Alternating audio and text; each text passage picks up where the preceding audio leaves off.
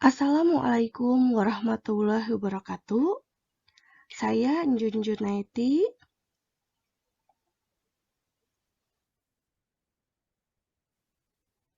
Pada video ini saya akan menjelaskan tentang pengenalan vektor dan vektor sebagai representasi data.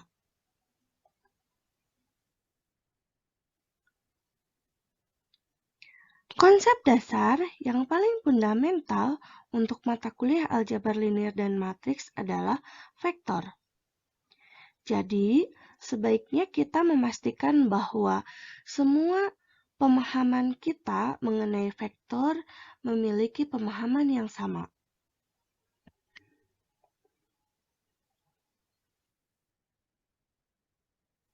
Secara garis besar, ada 3 gagasan yang berbeda namun saling berkaitan mengenai vektor ini.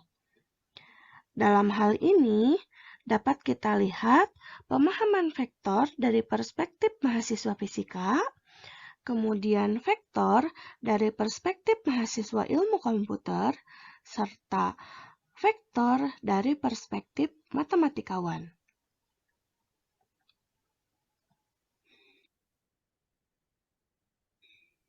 Dari perspektif mahasiswa fisika, dapat kita lihat bahwa vektor adalah sebuah anak panah dalam suatu ruang. Yang mendefinisikan vektor adalah panjang dari vektor tersebut, serta arah yang dituju oleh vektor tersebut.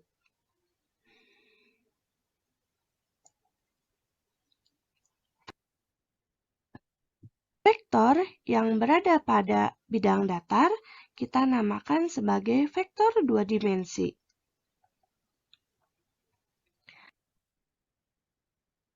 Sedangkan vektor yang berada pada ruang yang lebih luas, di mana kita tinggal, adalah vektor tiga dimensi.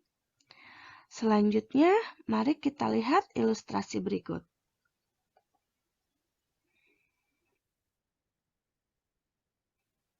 Mobil merah bergerak ke arah kecepatan timur dengan kecepatan konstan 20 meter per detik.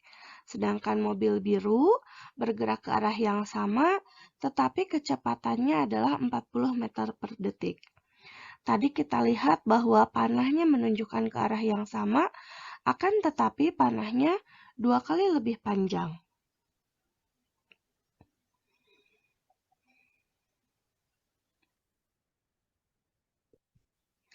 Dalam perspektif ilmu komputer, vektor adalah daftar angka terurut atau array yang secara umum dapat kita sebut sebagai suatu tuple.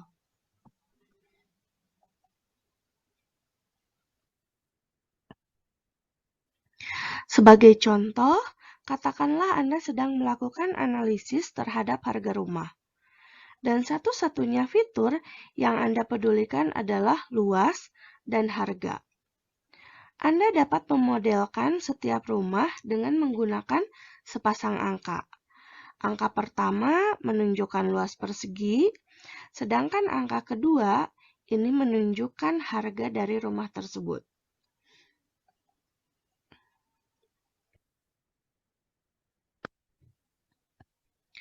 Perhatikan bahwa urutan di sini penting, karena ketika 120 kita simpan di atas, itu akan berbeda maknanya dengan ketika 120 kita simpan di bawah.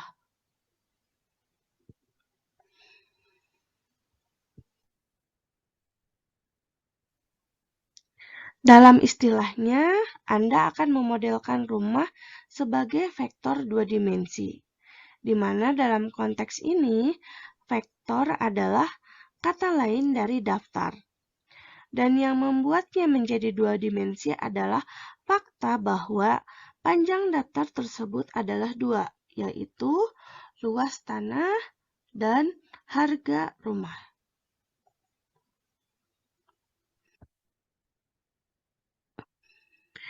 Di sisi lain, ahli matematika berusaha untuk mengeneralisasi kedua pandangan ini. Pada dasarnya, mengatakan bahwa vektor dapat berupa apa saja, selama ada gagasan masuk akal untuk menambahkan dua vektor dan mengalihkan vektor dengan suatu angka.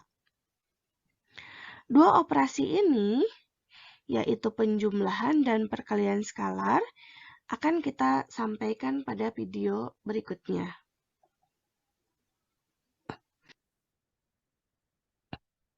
Untuk selanjutnya, mari kita awali dengan pemikiran khusus yang ada dalam pikiran kita ketika saya mengucapkan vektor. Kita akan menggunakan pendekatan geometris untuk setiap kali saya mengenalkan konteks baru yang melibatkan vektor.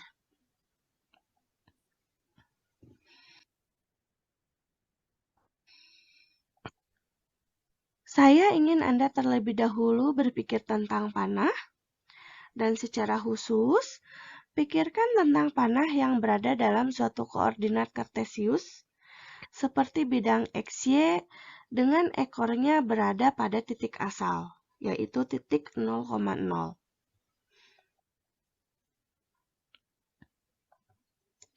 Kita fokuskan perhatian kita pada dua dimensi untuk saat ini, dan Anda memiliki garis horizontal yang disebut dengan sumbu X, serta garis vertikal yang disebut dengan sumbu Y. Tempat di mana kedua sumbu ini berpotongan, kita sebut sebagai titik asal.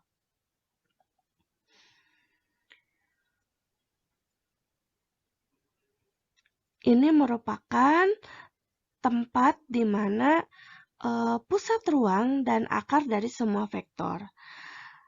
Setelah memiliki panjang sembarang untuk mewakili satu, di sini kita lihat ya, satu, Anda membuat tanda centang pada setiap sumbu untuk mewakili jarak ini.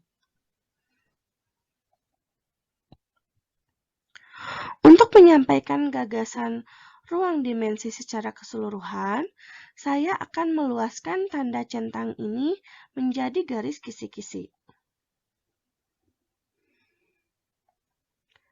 Berbeda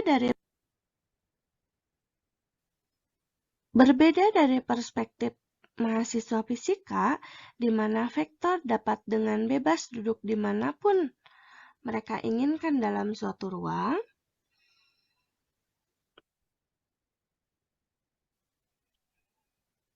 dalam aljabar linier, terutama dalam konteks komputer, hampir selalu vektor kita akan berada pada suatu titik asal.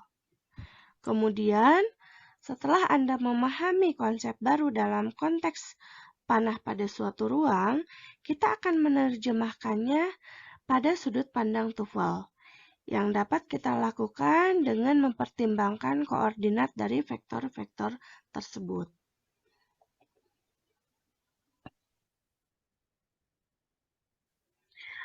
Meskipun saya yakin banyak dari Anda yang sudah familiar dengan sistem koordinat, tetapi ada baiknya kita eksplisitkan secara jelas, karena berasal dari sinilah kita dapat membolak-balikan definisi vektor baik dari segi perspektif mahasiswa fisika maupun perspektif mahasiswa komputer.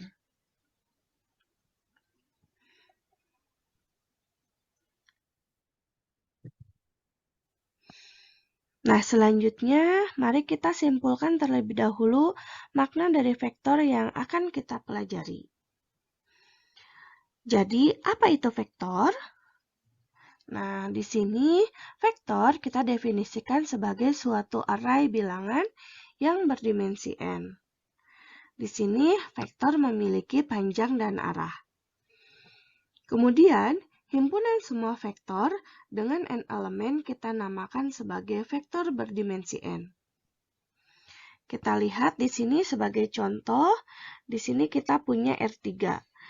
Ini merupakan ruang vektor berdimensi 3 yang memuat semua vektor dengan 3 elemen.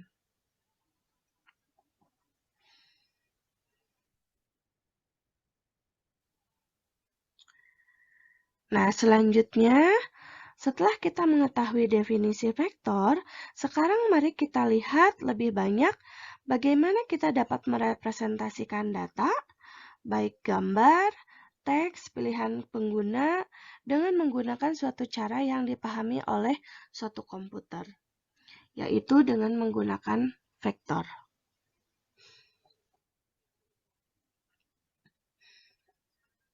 Dalam konteks ilmu komputer, suatu fitur dari vektor atau kita namakan vektor fitur adalah suatu vektor yang elemen-elemennya merepresentasikan fitur dari suatu objek.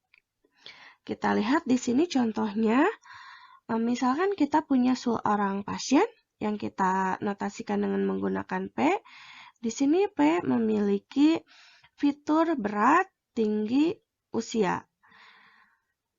Nah, vektor fitur dari pasien ini kita tuliskan sebagai 64, 131, 23 yang masing-masing merepresentasikan berat, tinggi, dan usia dari pasien tersebut. Ruang vektor yang memuat semua vektor fitur kita sebut ruang fitur. Selanjutnya, kita akan melihat contoh dari representasi data berupa gambar. Pada suatu gambar hitam putih, piksel hitam putih direpresentasikan dengan angka 0 dan 1.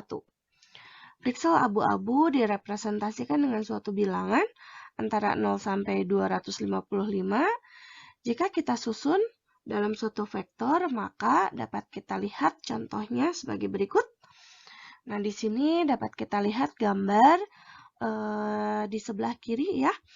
Nah, untuk gambar dengan piksel putih, contoh berikutnya, kita akan merepresentasikan data berupa kata dan dokumen dengan menggunakan suatu vektor.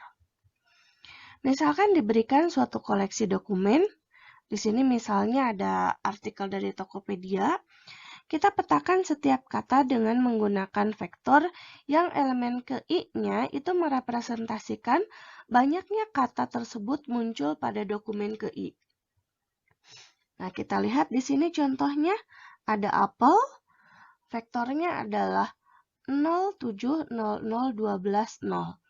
yang menyatakan bahwa tidak ada kata apel pada dokumen Wikipedia 1, terdapat 7 kata apel pada dokumen Wikipedia 2, dan seterusnya. Selanjutnya, kita akan lihat contoh yang lain.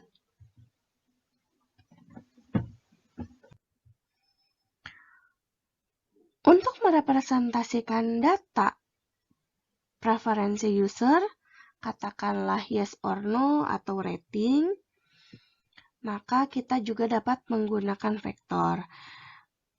Sebagai ilustrasi, kita berikan user dan item-item yang akan direpresentasikan, maka suatu vektor dapat merepresentasikan apakah user pernah menonton film dengan menggunakan representasi 1 sebagai ya dan 0 sebagai belum, atau dengan menggunakan rating user dengan menggunakan antara 0 sampai 5. Sebagai ilustrasi, kita lihat di sini angka 1 ini menyatakan bahwa user belum pernah menonton film ke-1, sudah pernah menonton film kedua, dan seterusnya. Sedangkan user 4 di sini sangat menyukai film kelima, tetapi dia tidak menyukai film terakhir. Baik, saya kira itu saja untuk video kali ini. Dari beberapa representasi data dengan menggunakan vektor tersebut, kita akan awali pembelajaran vektor pada video berikutnya dengan mendefinisikan operasi penjumlahan dan perkalian pada vektor. Terima kasih. Saya Yun Junaiti. Assalamualaikum warahmatullahi wabarakatuh.